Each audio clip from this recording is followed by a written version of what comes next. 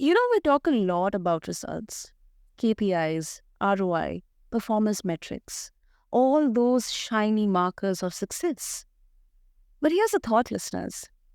What if leadership isn't really about results at all?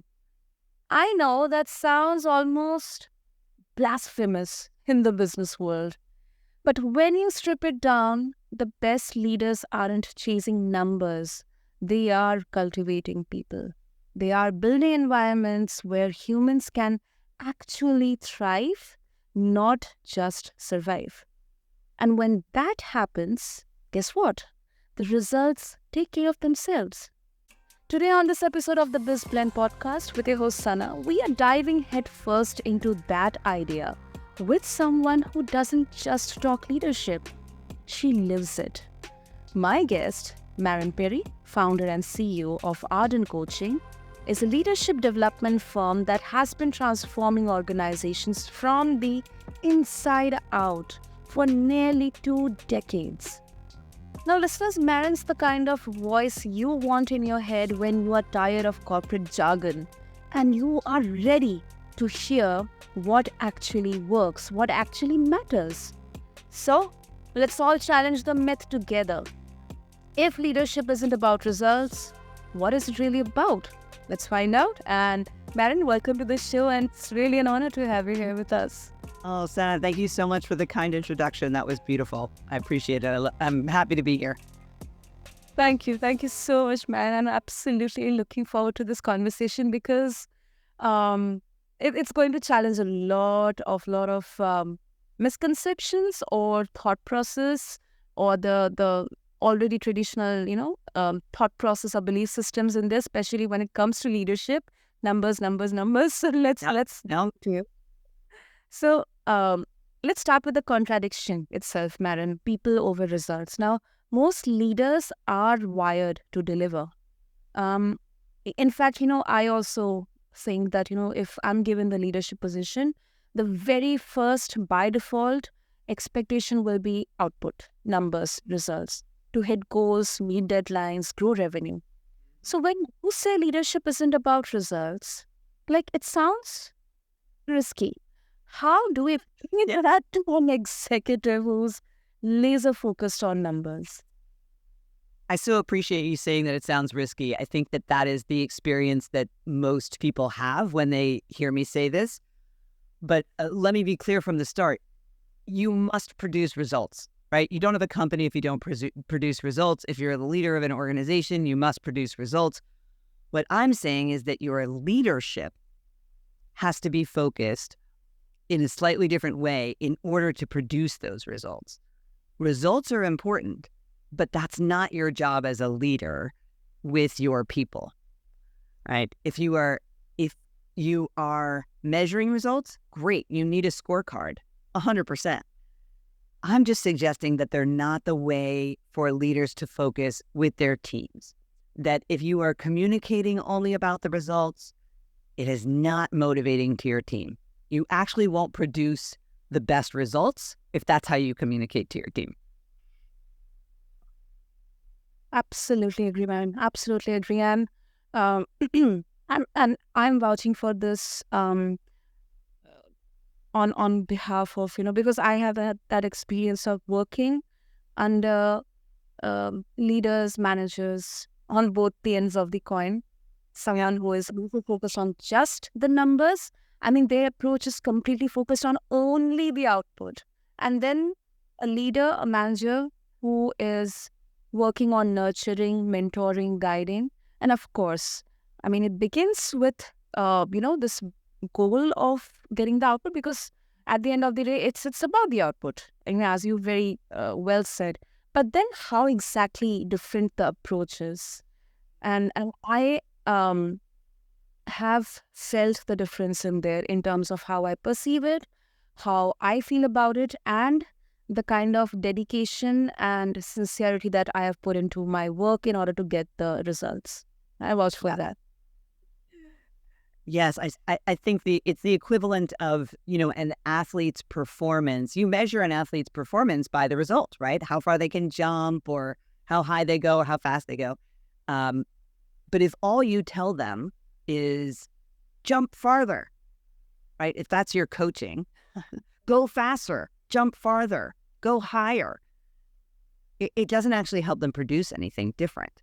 So yes, that's your objective. You want them to jump farther, go faster, etc.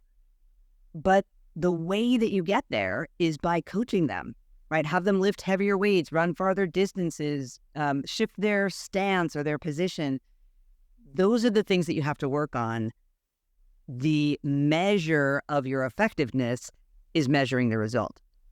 But if you're communicating to the athlete, just saying jump farther doesn't help, right? That's the equivalent of saying sell more, right? Our number is more. We must sell more. We must do more, produce more. The number is higher, etc. It's focused on the wrong thing for your people, right? It doesn't mean it's the wrong thing for the company. Absolutely need results, right? We've both said this. But in terms of your job as a leader of humans, it is not the most effective way to get what you actually want. Absolutely. Absolutely. And Maren, and also if you can support it with, any kind of, like example or case study that you have observed or you have done, with the people you have worked. Like what happens when leaders do shift to focusing on people first? Yeah, so we have a client who went through a major reorganization last year, and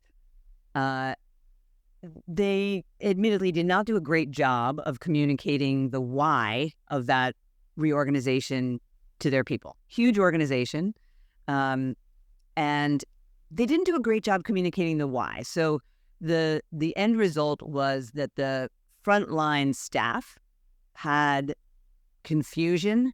They didn't know who they reported to or why the reorg or what was changing. And they also just felt like, oh, this just must be for the company to make more money or the leaders to make more money. I don't really get it or understand, right? Now, the reorg was actually important to continue to have the company be successful and be able to provide for its people. Like, there were great reasons behind it, but it wasn't communicated in a way that it mattered to the frontline teams.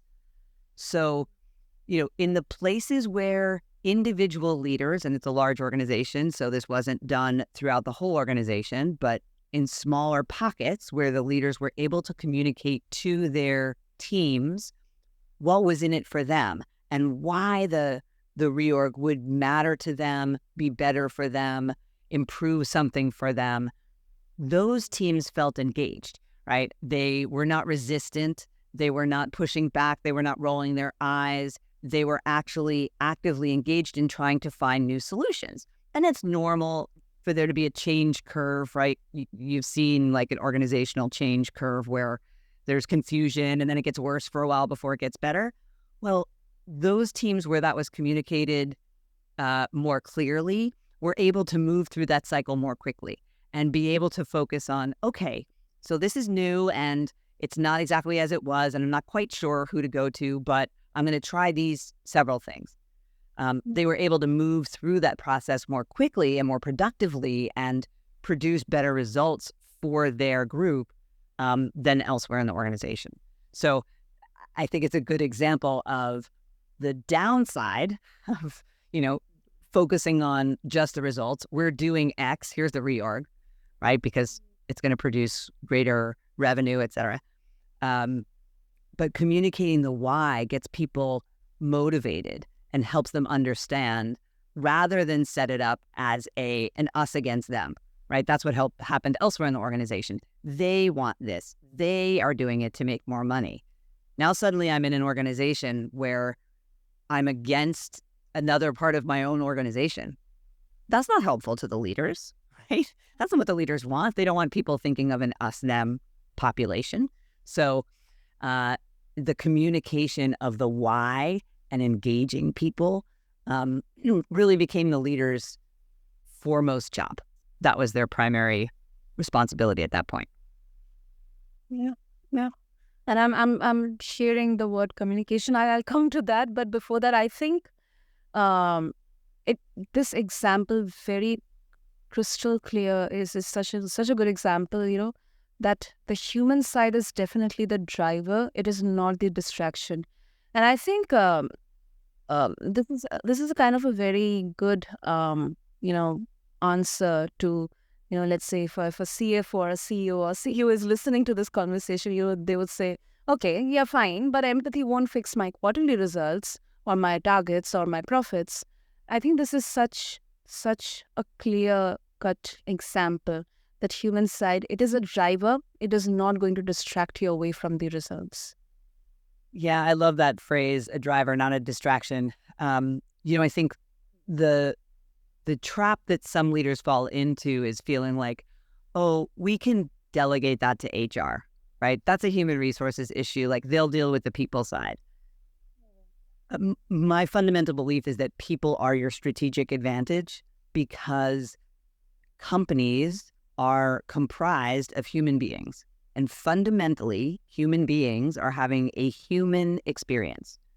So you have to solve for their human needs first if you want to go far and go fast and go productively and have them contribute in an innovative and creative way, right? Otherwise, you very much should hire AI, computers, robots, something else. But people, which most organizations fundamentally rely on, even though they have automated processes for some component, right? Fundamentally, there are human beings involved in almost all businesses. And so you need to solve for their humanity to get the most productivity out of them. Absolutely. And I'll support this, especially the this AI and the human aspect, because um we are talking about especially the bottom line, so-called bottom line of being affected, the tasks which are repetitive or which do not require humans to be there. There was a specific instance, where with a very specific software, we were experiencing problem. And, of course, the first layer is where the AI bot comes into the picture. This is your problem. Okay, these are the steps to read through. But the problem which we had, that wasn't very specifically addressed by AI bot, and it had to be addressed by a human. So we got a specific person assigned to that issue. It got escalated with defined SLAs, and the kind of conversation that we had with that particular person from the software company, that actually made us trusted that yes, this problem is going to get solved. It took around 10 days. However, I think that particular human connection, it made us kind of reinstate that trust that yes, if this problem has come, it will definitely get solved, because there is a person from the company who is dedicatedly working on solving that problem. That is something I felt that, it's not going to be taken away by AI. And what would your experience have been if it was an automated response? Don't worry, we're on it, we're taking care of it, it will be fixed. If that was a clearly IT response and not a human, where you feel like, oh, I trust that this person is going to own it and they're going to take care of it.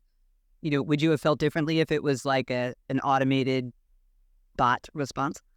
I would assume it never going to be get solved. It's a lot of thing in their ticketing system, escalated, and that's it. I had to go and follow up with them.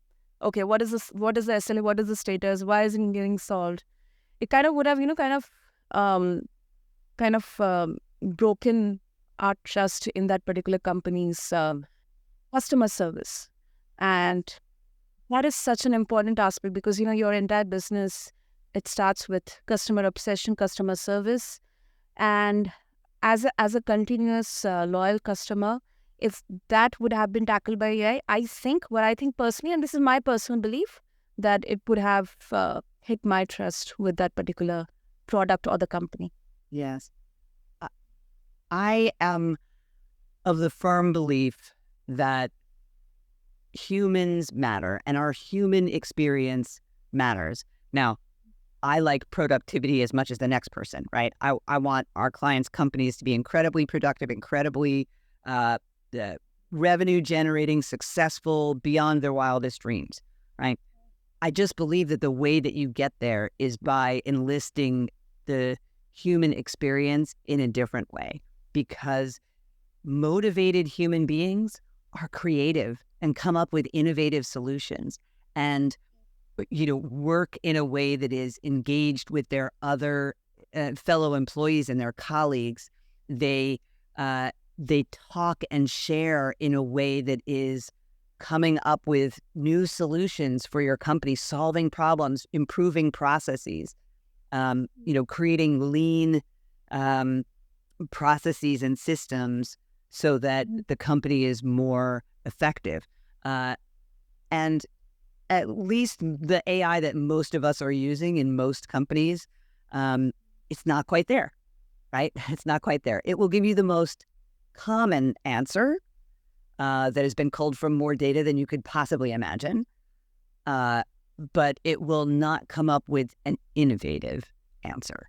And so we need to fundamentally serve the human beings in our companies and not coddle them. I'm not talking about that. I'm talking about addressing their human needs, right? The need to know why, the need to understand, the need to be seen and heard, just basic things, right? People who are treated that way give back far more to their organization than the organization could ever ask for otherwise. Totally. Totally. That's a very, very listeners, I would say that's the first takeaway, key takeaway for all of you. And let's get to the training side, Maren, because you work with CHROs as well. Like you have worked with massive organizations for years. So what's the one element, every effective leadership program needs to actually stick? And even before that, like, why do you think like these many leadership developmental programs, they fail to create that lasting change? Oh gosh, how much time do you have? I think that most programs fail because they are some version of one and done, right? People think, oh, I'm going to do a workshop on negotiation skills, and then everyone will be better at it. It's just unrealistic. Human beings don't learn that way. We learn something by repetition, through practice, through doing, and through failing and trying again. I have a couple kids, and I will say they don't get anything right the first time, right? It's not like you put a pen in their hand and they're able to write entire sentences, right? You learn gradually. We still do that as adults, and we have bad habits. We have habits that we've had for decades. And then someone puts us in a class and expects us to, not only absorb information, but also be able to apply it, unwind all of our bad habits, apply the new habits, and to do that somehow instantly. It's unrealistic and it doesn't work. And so then people have invested in a leadership program. They've done this workshop. It doesn't move the needle long term. And they say, oh, well, that doesn't work. No, that version of it doesn't work because you didn't do it the way humans actually learn, which is over time and being coached. So yes, you have to have the workshop on negotiation skills or having difficult conversations or whatever the topic is, but then you have to integrate it into their actual work. And you need the supervisors to understand it so they can help them apply it and coach them on it and give them feedback. So, our programs exist over a period of time, but you can apply a lot of it inside the organization as well. Repetitive learning. That is how human beings, and especially adults who have all these bad habits, right? We all have things to unwind first. We need many times at bat and many tries and correction and feedback and trying again. And I think most leadership programs don't account for that, and most organizations don't invest in more smaller touches as opposed to a one and done big solution. No, I absolutely agree. That is a very very interesting point you have made, Maren. And like, if this is the challenge here, then what's that one element every effective leadership program needs to actually stick? Is it like, more of an executional approach or a practical approach, or something very specific that they need to incorporate into their leadership development programs? The most basic way I can say it is more touches, right? So our programs integrate coaching and practical application and having people apply the learning in their job for that person with those particular bad habits to unwind and learning new habits. So it's more customized, but even at a massive scale, you can provide more touches rather than one. So if I had to give generic advice to all organizations, that would be it. More touches for your leadership development. Now, that doesn't have to be an investment, right? That can be about creating a coaching culture focused on learning, focused on feedback, focused on iterations. And that's about who you hire as your leaders and how you develop your leaders so that you create that coaching culture and people who are interested in learning and in trying and failing and learning more. If you have that continuous improvement mindset for the entire organization, you're going to get more out of any program that you invest in for your people, right? Anything you do internally, anything you hire externally, you will get more out of it if the culture is such that people are willing to try and fail and try again. Because if I am only based in results, right, to go back to our initial conversation, if I'm only focused on the results and it's only about that performance, I don't have the freedom to try something that, okay, it may not get that result this time, but next time it's 3x, 10x, right? But if I'm not focused on the learning, I can never get there.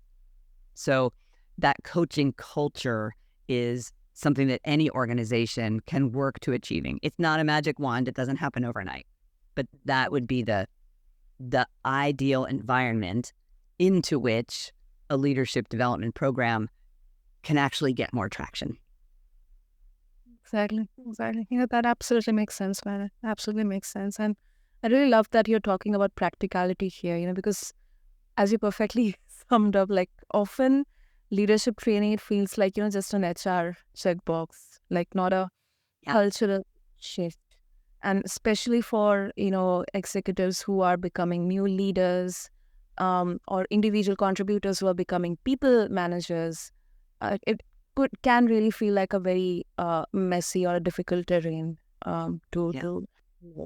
It can be very, very overwhelming.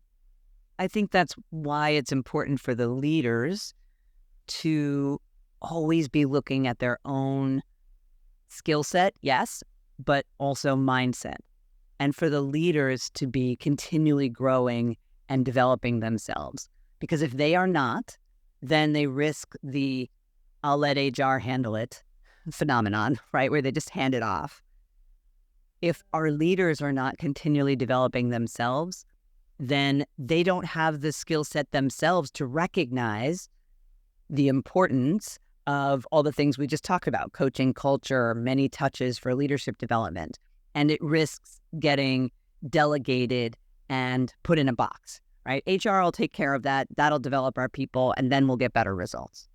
Well, it can't just be delegated that way, right? All the things we've talked about are about how it is integrated into the culture itself. Starts with the leaders, right? If they are not vulnerable with a continual learning mindset, their people won't be either, right? We know, just again, back to kids, right? Not that my colleagues are like kids, but you can see it really clearly in kids. If we just say, that's wrong, right? That is not helping them. Well, we're still humans. As adults, we learn in a similar way. So we want to think of setting the example. If I say one thing to my kids and do another, you can bet they watch what I do, not what I say. Yeah, yeah, right, right. And I mean, I totally support that because I've come to realize this that through so many conversations that there are so many parallels between leadership and parenting. And from here, one particular aspect that comes to my mind is Maren, the communication. What we are saying, how we are putting it up, even putting forward the why behind any sudden change or shift in the organization, or let's say if it's a reorg, or it's a change in the metrics or the way of working, or any leadership change as well. So what's your thought on this? Like, how important is communication, that too in this age, where we have so many avenues, instruments out there to help us communicate, frame the words, either like in written or verbally. Yeah. Communication is the way we connect with another human being. Written, verbal, spatial, right? All those different forms of communication. It's how we connect. It's how we communicate our experience, motivate someone else, get them, on our side, influence them to make a decision that we want. Communication is everything. And, you made a point about information. We have all the information we could possibly need, right? You have it in your pocket on your phone every day. You have the world's information at your fingertips, quite literally. Information doesn't make the difference. It is the application of the learning. It is the communication. Just because I have every bit of research that's ever been done in my pocket doesn't mean that I can motivate someone, doesn't mean that I can change how they think. The information itself doesn't make a difference. We still have to communicate it in a compelling way. We have to move people with our words, our actions, how we are with them. And, you won't convince me personally that a bot congratulating someone, no matter how active and accurate the avatar or the voice, that getting acknowledged by a bot, I don't think is the same thing as getting acknowledged by a human being, because you fundamentally understand that the human being has agency and is able to look you in the eye, and you get a different, again, human experience, even if it's the same words as said by a bot. The experience of hearing it from a human being who looks at you and says, thank you, is different. And so the communication is everything. Yep. And before we wrap up, man, I think this is also a very important point to talk about. And so it's a bit of a contradictory. Like, we have explored, not maybe entirely because of the time constraint, but I think this is such a strong case for focusing on people. But could the reverse also be true? Like, can achieving strong results first actually earn the trust and buy-in of your team? Great question. Everyone likes to be on a winning team, right? Everyone wants to be on a winning team. Results can drive it, but you're going to have different personalities on your team. There are people who will be motivated by the numbers. There are people who will be motivated by the connection. There'll be people who will be motivated by the innovation. You have to know your audience. I think that's a component of it. But I think even you think a lot of leaders are motivated by the results, right? They want the company to win. They want the revenue numbers, whatever it is that they're kind of mentally measuring. But the question is why? Why do they care about that? Is it a scoreboard and it makes them feel accomplished? Do they really believe in the mission of the company, and so therefore that scoreboard matters because it's how many people you've impacted or how many people you've helped, or what is it that's driving them? Same thing throughout the organization. All of their employees have those potential drivers as well. So I think you need to assess the the way people are motivated. And I think you're right. For some people, the numbers, you can't show me a salesperson who doesn't want to go by the numbers, right? They thrive on the numbers. They love the numbers. They want to achieve the numbers. So I think knowing your audience is key. And yeah, everyone wants to be on a winning team. So it's helpful to have those results, and it can be very motivating. But I think it's because of what's underneath. What do the numbers mean to people? And you have to figure that out in order to communicate it effectively to different audiences. No. I think it's a key differentiator. It's a very key differentiator.